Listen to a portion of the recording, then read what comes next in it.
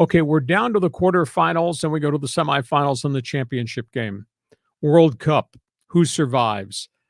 To me, the matchups on Friday will be fascinating because we're on a collision course. I do think by the time we get to dinner at Friday night, Argentina and Brazil will have both won their quarters and they'll play in the semis. Wow. Think about that. The other quarterfinals, most unique matchup of all time, friends and enemies, England versus France on Saturday. That's going to be fun. And then you got the surprise Morocco team, which nobody saw this coming. Morocco is still alive. They're going to wind up playing Portugal. But boy, you look at the names that are left, there's still some really good players out there. First-hand chance on Friday to watch Lionel Messi. First-hand chance to see the controversial that Cristiano Ronaldo has become. First chance to see Casemiro. He's the next Brazilian superstar that everybody is talking about. And then, of course, you got Harry Kane and everybody on the English side as they go play a really good French team led by Kai Mbappe. So the quarterfinals are just going to be cool. It's too bad that Brazil and Argentina are on the same side of the bracket. I wish they had been differently. So that's one item of the World Cup.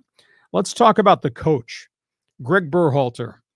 I think he's done an unbelievable job removing all the great veterans that had played in the Landon Donovan era, going through the growing pains of importing so many young guys, convincing some of these players who have dual citizenship, the Roberto Pepis of the world, that we want you to play for the red, white, and blue and not go home somewhere else. It's fascinating how he's made this thing come together. And they pushed the envelope. They got through the group play. They got to the knockout round. That was a very, very tough loss that they had. But at the end of the day, in the big picture, I think he's done a really good job. And they've just started negotiating what they think might be a 4-year contract extension. And I don't know if Team USA has arrived as a global power, but getting out of group play and getting into the knockout round with a young roster, age 25, and with Christian Pulisic, and we've talked extensively about how we sat here and watched this kid grow from a young man into a dominant physical force player. I think Team USA is in a great situation. And Berhalter did not want to talk about his contract up until this week. Now it's confirmed that the USSF, the Soccer Federation, is meeting with his lawyers to talk about an extension.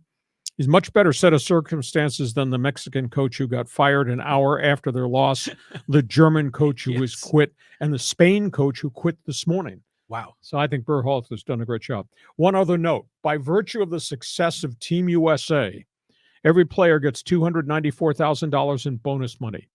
The U.S. Soccer Federation gets $13 million as their payoff for getting out of group play and playing into the first round of the knockout round. But you know, the one that also gets rewarded, and nobody's talked about this, by virtue of the new equal pay agreement that Team USA negotiated with the Women's Soccer Federation, the women get $13 million too. They get a USSF bonus, which is huge in terms of funding women's soccer on top of what the men have just completed. Your response? Well, I agree. I think USA did a great job. They exceeded expectations. That win over Iran was fantastic. I was up early in the morning on Saturday, and it was a disappointing loss to the Netherlands, but they were clearly a team at a different level than America. But there's a lot of great hope for 2026. So good on Berhalter to renew the deal. But I agree with you also that Argentina and Brazil on one side of the bracket's intriguing.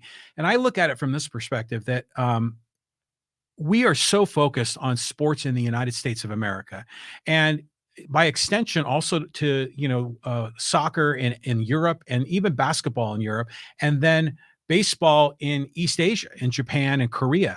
But we never really talk much about sports in South America. And now in the biggest event of every 4 years with the World Cup, Brazil and Argentina are very, very relevant. And they typically always are, but it's nice to see those nations come into the forefront. All you need to know is this phrase. I have a journalist friend in Rio de Janeiro, a sports guy. The world stops. When the World Cup is played and Brazil plays, nothing gets done in Sao Paulo or Rio de Janeiro or Bogota. Nothing. World stops, and the world will be stopped on Friday as Brazil plays, and obviously what Argentina does.